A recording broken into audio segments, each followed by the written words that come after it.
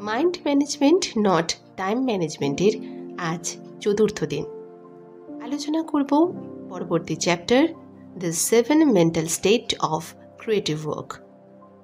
ডেভিডের কোনো strict rule ছিল না, কিন্তু ওনার কাছে করার জন্য এমন কাজ এবং যাবার জন্য এমন জায়গা ছিল যা ওনাকে লেখার জন্য সঠিক মুডে নিয়ে আসতে সাহায্য করত। নিজের ছোট্ট নোটবুকে কিছু লেখার জন্য উনি জন হ্যান্ডকক সেন্টারের 195তম ফ্লোরে যেতেন। ওনার থটস প্রথমে ছড়ানো ছিটানো থাকতো, কিন্তু এটিকে লেখার পর ডেভিড সেই জিনিসও দেখতে পেতেন যা উনি মনে করতেন যে তাকে নিজের বইয়ে সামিল করা উচিত। জন হ্যান্ডকক সেন্টার ডেভিডকে তার থটসকে অ্যারেঞ্জ করতে সাহায্য করত। অবসেন্টো কফি নামে একটি কফি প্লেস ছিল যা ডেভিডের ভীষণই পছন্দের ছিল।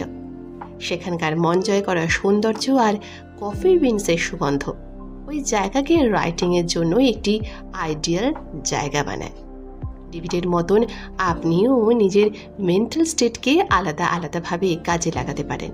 আপনার মেন্টাল স্টেট এই 7টি মেন্টাল স্টেটসের মধ্যে একটি হতে পারে। প্রথম হলো প্রায়োরিটাইজড মেন্টাল স্টেট। এটা তখন হয় যখন আপনি একটি প্ল্যান বানান। আপনি এই সিদ্ধান্ত নেন যে আপনার কি করা জরুরি আর তা আপনি কিভাবে হাসিল করবেন। এখানে আপনি এটাও ডিসাইড করেন যে কোনটা ইম্পর্ট্যান্ট আর কোনটা নয়। এটাই তো ডেভিড জন হ্যান্ডকক সেন্টারে করতেন। দ্বিতীয়টি হলো এক্সপ্লোর মেন্টাল স্টেট। এটি রিসার্চ করার বিষয় নয়।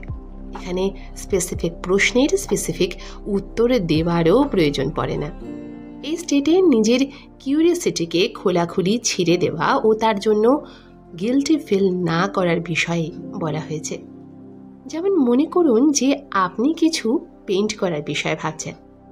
আপনি কি পেইন্ট করবেন আপনি এই বিষয়ে রিসার্চ করেন, কিন্তু তা করতে গিয়ে আপনি পেইন্টিংয়ের হিস্ট্রির উপর একটি ডকুমেন্টারি দেখে নেন।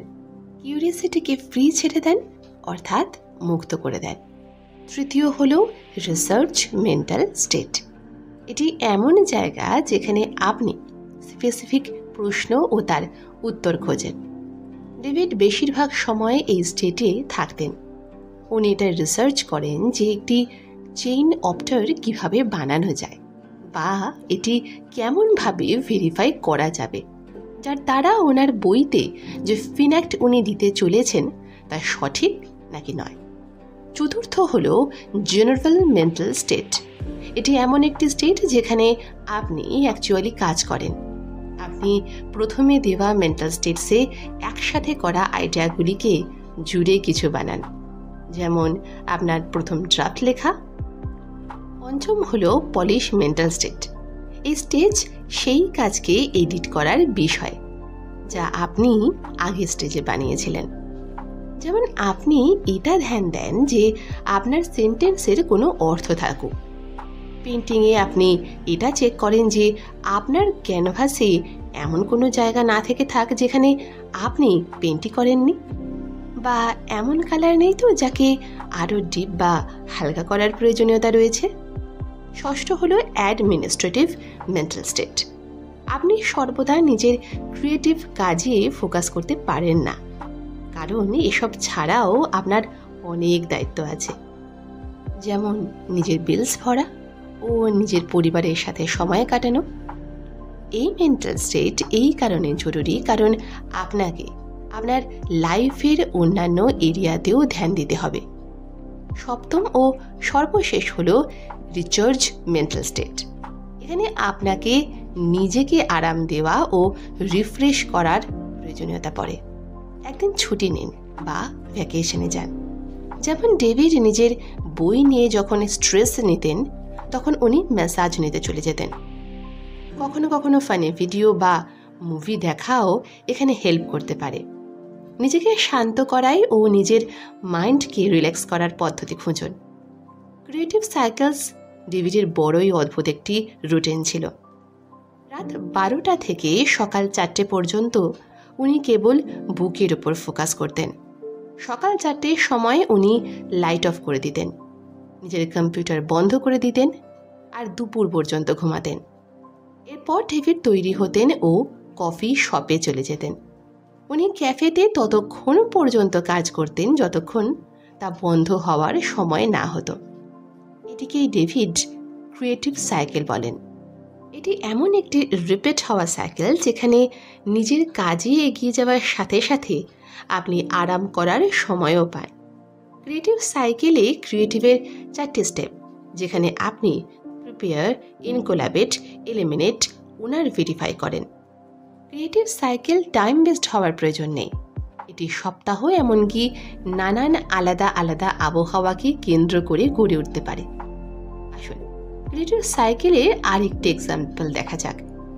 বেদ ক্রিয়েটিভিটির প্রথম স্টেজ প্রিপারেশনকে রাতে করা পছন্দ করেন। রাতে শান্তি ওনাকে ফোকাস করতে সাহায্য করে।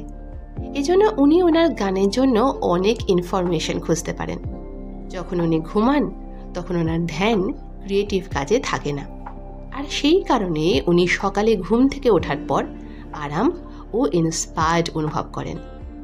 উনি ক্রিয়েটিভিটির 3য় স্টেজে যান, যা হলো এলিমিনেশন।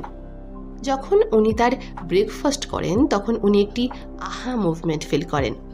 উনি ওনার গানের সঠিক শব্দও পেয়ে যান, আর ঠিক সেই মুহূর্তে উনি সেটিকে একটি টিস্যু পেপারে লিখে নেন। সম্পূর্ণ দুপুর উনি নিজের গানকে ঠিক করতে লাগিয়ে দেন। উনি কিছু শব্দকে শ্রেষ্ঠ শব্দের সাথে বদলে দেন, আর সেই সুরকে বাজানোর জন্য উনি বেস্ট ইনস্ট্রুমেন্টকে চুজ করেন। নিজের মনকে ম্যানেজ করার জন্য আপনার কাছে অনেক অপশানস আছে। আপনার শুধু সেটা খোঁজার প্রয়োজন, যেটা আপনাকে সবথেকে বেশি স্যুট করবে।